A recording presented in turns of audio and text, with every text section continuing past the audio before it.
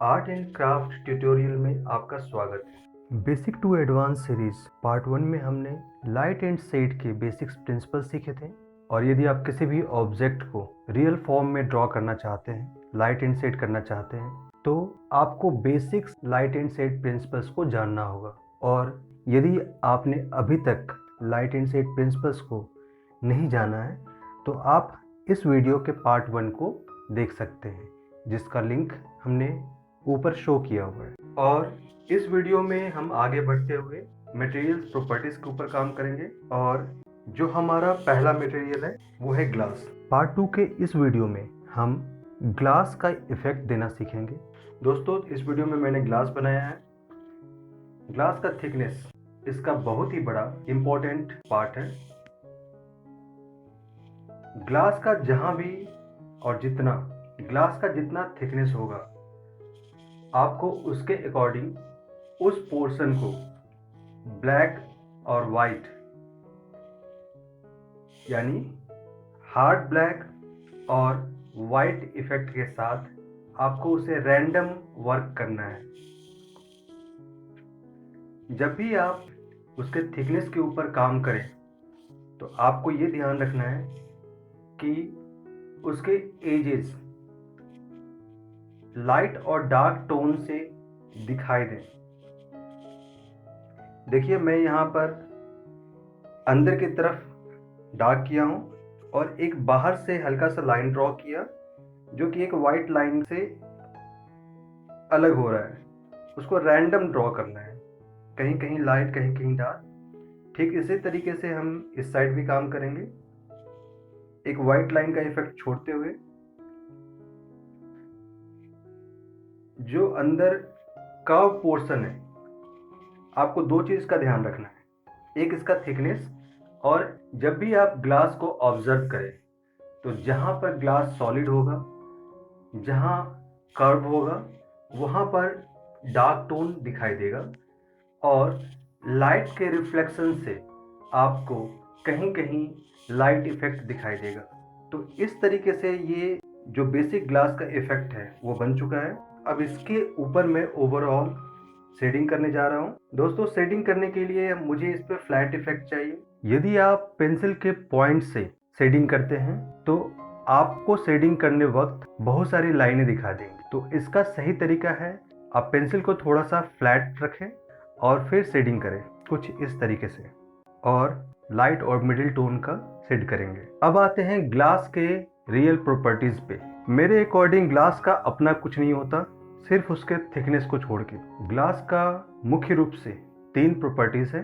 पहला है रिफ्लेक्शन, दूसरा ट्रांसपेरेंसी और तीसरा रिफ्रैक्शन। ये तीनों ही ग्लास के बहुत ही इंपॉर्टेंट प्रॉपर्टीज हैं।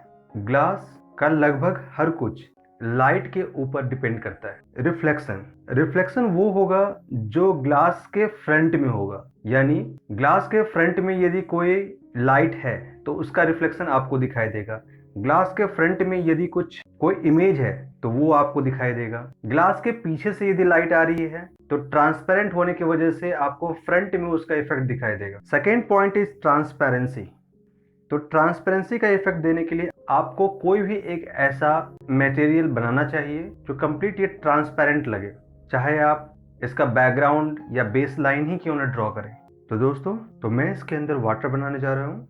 यदि सोर्स ऑफ लाइट ऊपर से होगा तो जो वाटर का टॉप पोर्शन है वो आपको लाइट दिखाई देगा, लेकिन यदि सोर्स ऑफ लाइट साइड से है तो जस्ट इसका अपोजिट होगा। उसका बेस लाइट हो जाएगा और जो उसका टॉप है वो डार्क हो जाएगा।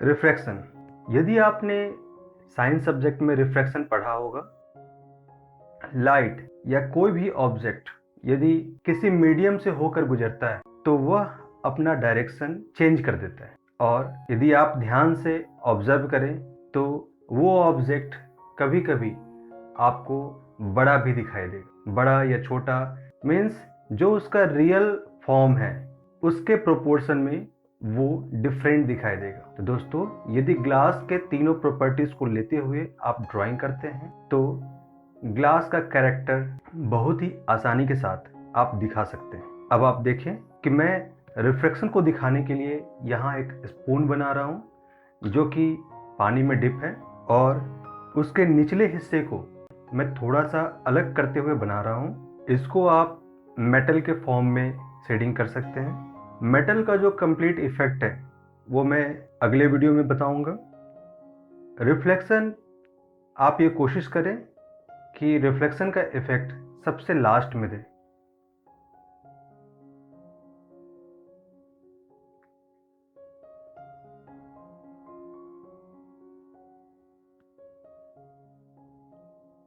ऑब्जेक्ट के डेंसिटी को ध्यान में रखते हुए आप डार्क टू लाइट कर सकते हैं। जहाँ पर ऑब्जेक्ट ज़्यादा डेंस होगा वहाँ डार्क, और जहाँ पर ऑब्जेक्ट ज़्यादा ट्रांसपेरेंट होगा वहाँ आप लाइट कर सकते हैं। यदि आप वाटर को नीचे से ऊपर की तरफ देखें, कभी कभी आपने सी के नीचे का व्यू देखा होगा, समुद्र के नीचे का व्यू देखा होगा, तो अंदर से जो ऊपर की तरफ यानी बाहर की तरफ आपको अंदर से डार्क होता है, और जैसे जैसे आप सी लेवल में ऊपर आते हो वो आपको लाइट दिखाई देता है, क्योंकि ऊपर से लाइट का सोर्स होता है।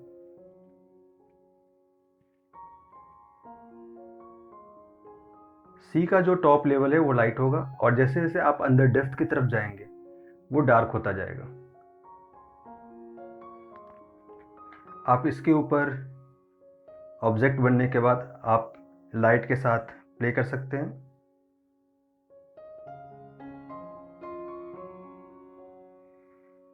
मैं इस वीडियो में आपको कॉपी करना नहीं बता रहा हूँ। इस वीडियो में मैं आपको बेसिक्स के साथ ग्लास का इफेक्ट देना बता रहा हूँ।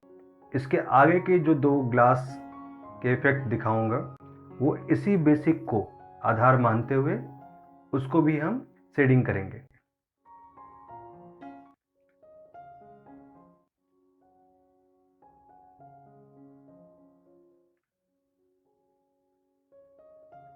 कहीं कहीं यदि आपको लगता है कि डार्क टोन लाइट टोन करना रह गया है तो उसे आप फिनिशिंग कर सकते हैं।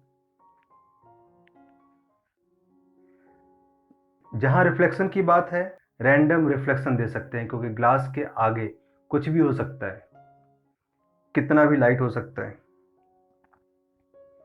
यदि मान लिया जाए कि ग्लास के आगे कोई विंडो है और काफ़ी लाइट है, तो उसका इफेक्ट भी आप इसके ऊपर विंडो जैसा आएगा।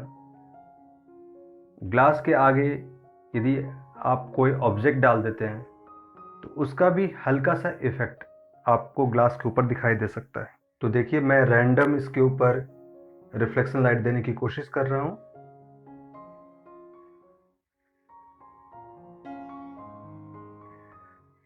ग्लास का शैडो, जो कि इसका अहम हिस्सा है, क्योंकि यह ट्रांसपेरेंट होता है, जिधर से लाइट आ रहा है उसके अपोजिट साइड में लाइट रिफ्लेक्शन शो होता है। कंप्लीटली डार्क नहीं करते हुए कुछ इस तरीके से शैडो बना सकते हैं।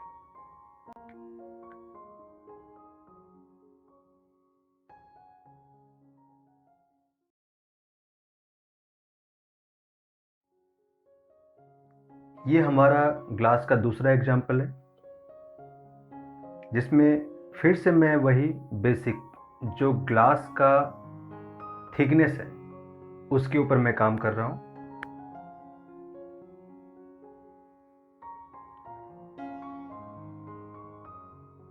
ग्लास के थिकनेस के अकॉर्डिंग उसके एजेस को फिनिशिंग देते हुए काम करें। वाइट और ब्लैक के कॉम्बिनेशन से कुछ इस तरीके से उसको सेटिंग करें ताकि वो शेप आपको दिखाई दे। ऐसा ना करें कि पूरे को पूरे आप डार्क कर दें या पूरे को पूरे लाइट कर दें, तो वो आपको हो सकता है कि ग्लास का इफेक्ट ना दे।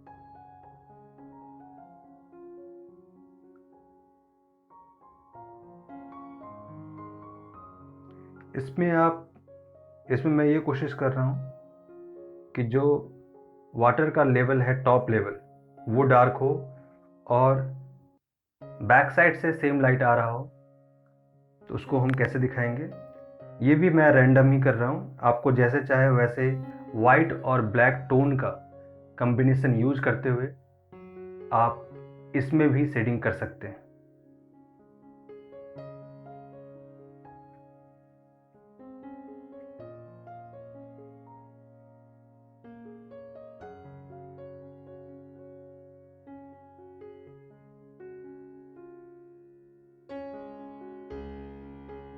आप किसी भी ऑब्जेक्ट में जब शेडिंग करते हैं तो ऑब्जेक्ट के शेप को ध्यान में जरूर रखें, क्योंकि ऑब्जेक्ट का शेप लाइट एंड शेड को, लाइटिंग इफेक्ट को कई तरीकों से चेंज कर देता है। और जितना अच्छा आपका ऑब्जर्वेशन होगा उतना ही अच्छे तरीके से आप इसमें टोनिंग कर सकते हैं।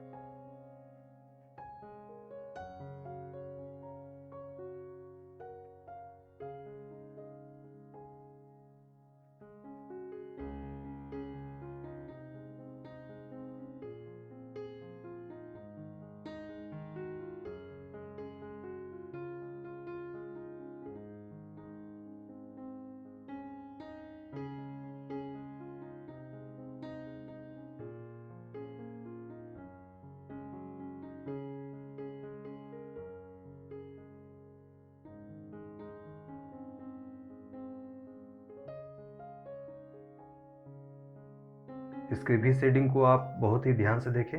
एक पॉइंट पे मैंने लाइट के रिफ्लेक्शन को दिखाने की कोशिश की है।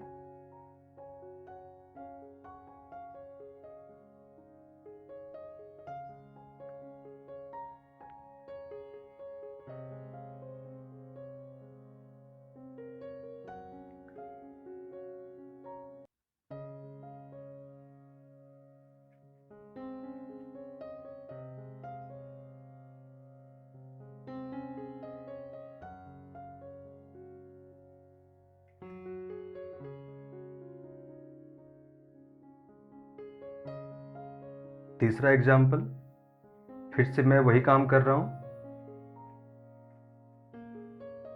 इसके थिकनेस के साथ मैंने वर्क किया। जो इसका नीचे का बॉटम पोर्शन है आप उसमें भी डार्क और लाइट के साथ टोन करें। ये रैंडम आप कर सकते हो, इसका कोई ग्रामर नहीं है। ग्लास का कोई ग्रामर नहीं होता। बस आपको ये ध्यान रखना है कि ये दोनों टोन प्रोमिनेंट तरीके से दिखें, कोई पूरा डार्क नहीं हो, कोई पूरा लाइट नहीं हो। आपको इसमें शेप के अकॉर्डिंग रैंडम टोन्स डालने हैं, क्योंकि ग्लास के पीछे, ग्लास के आगे कोई भी ऑब्जेक्ट हो सकता है और ग्लास हमेशा अपने बैकग्राउंड के ऑब्जेक्ट के अकॉर्डिंग या उसके फ्रंट ऑब्जेक्ट के अकॉर्डिंग दिखाई देता है।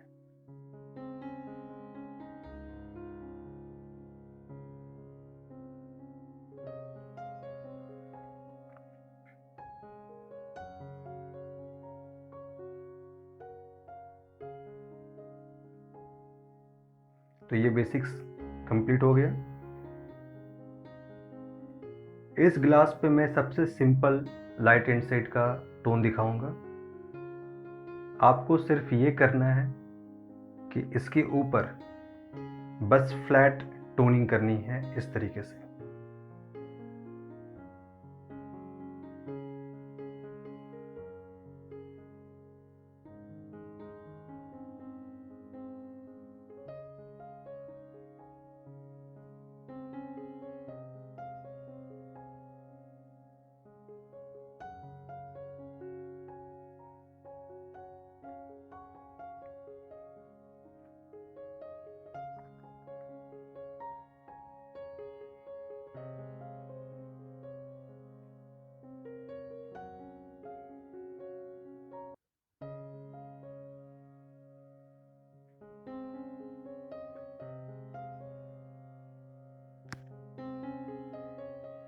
एक चीज़ का ध्यान आप हमेशा रखें, आप जितना ज़्यादा रिफ्लेक्शन दिखाना चाहते हो उसके आसपास आपको उतना ही ज़्यादा डार्क करना पड़ेगा, क्योंकि बिना कंट्रास्ट के वो आपको दिखेगा नहीं।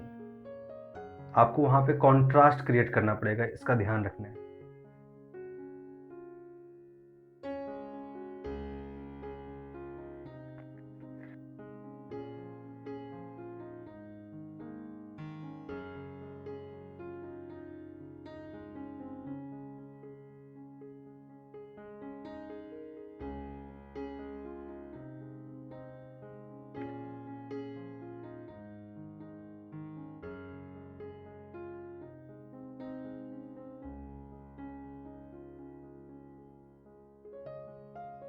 इसमें मैं थोड़ा सा बैकग्राउंड कर रहा हूँ।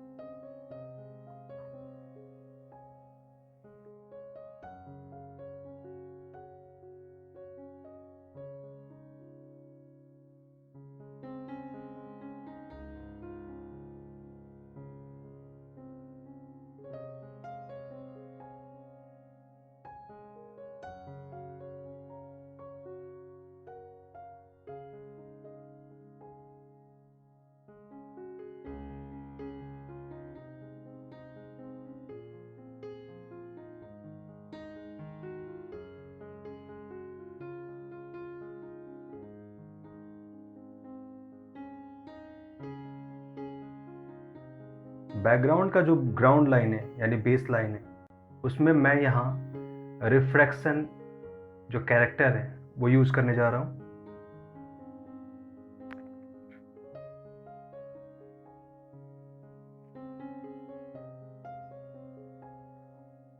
रिफ्रैक्शन में ये जो ग्राउंड लाइन है ये आपको बिल्कुल स्ट्रेट ना होकर थोड़ा सा ऊपर दिखाई देगा। तो रिफ्लेक्शन, ट्रांसपेरेंसी और रिफ्रैक्शन, इस तीनों पॉइंट को आप ध्यान में रखते हुए ग्लास इफेक्ट की प्रैक्टिस करें। उम्मीद है आपको मेरा ये वीडियो पसंद आया होगा। यदि ये वीडियो आपको पसंद आया हो तो हमारे वीडियो को लाइक करें, हमारे चैनल को सब्सक्राइब यदि नहीं किया है तो सब्सक्राइब करें और बेल आइकन पर क्लिक करना न भूलें, जिससे हमारे अगले हर वीडियो का नोटिफिकेशन आपको मिले। Thank you.